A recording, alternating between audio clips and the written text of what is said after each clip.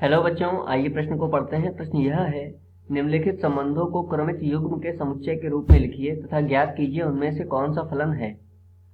दे रखा है x, y such that y बराबर 3x। तो यहाँ पर फलन दे रखा है संबंध क्या, y बराबर 3x, जहाँ पर x अवयव हैं 1, 2, 3 तथा y अवयव हैं 3, 6, 9, 12। तो आइए सर्वप्रथम प्रश्न की मुख्य अवधारणा को जान लेते हैं। मुख्य अवधारणा,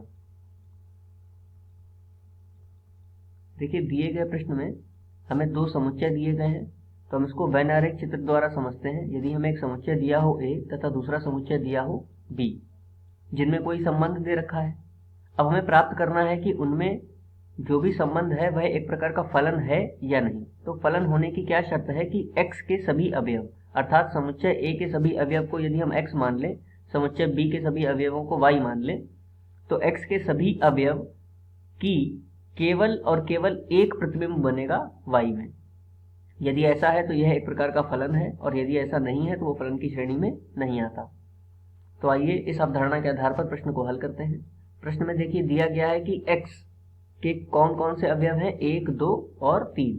ठीक है, तो x दे रखा है 1, 2, 3, जबकि y दे रखा है 3, 6, 9, 12, और इनमें संबंध क्या है कि y 3x के बराबर है। तो देखिए यदि हम यहाँ पर वैनारिक बनाएं समुच्चय A का, तो A के अवयव क्या होंगे, 1, 2 और 3, जबकि B के अवयव क्या होंगे, 3, 6, 9 और 12। तो यदि हम 1 का संबंध देखें, देखिए हमें संबंध क्या दे रखा है, y बराबर 3x, यानी x का 3 गुना। तो x का मान यदि हम 1 रखते हैं तो 1 का 3 गुना क्या हो जाएगा, 1 का 3 गुना होगा 3, अर्थात 1 का संबंध होगा 3 से। इसी प्रकार 2 का संबंध क्या होगा, 2 3 6 से, और 3 का संबंध होगा किसके साथ में, 9 के साथ में। तो हम देख रहे हैं कि x के जो भी अवयव हैं उनकी एक और केवल एक प्रतिबिंब बन रहा है। तो हम यह कह सकते हैं कि यह एक प्रकार का फलन है, एक फलन है।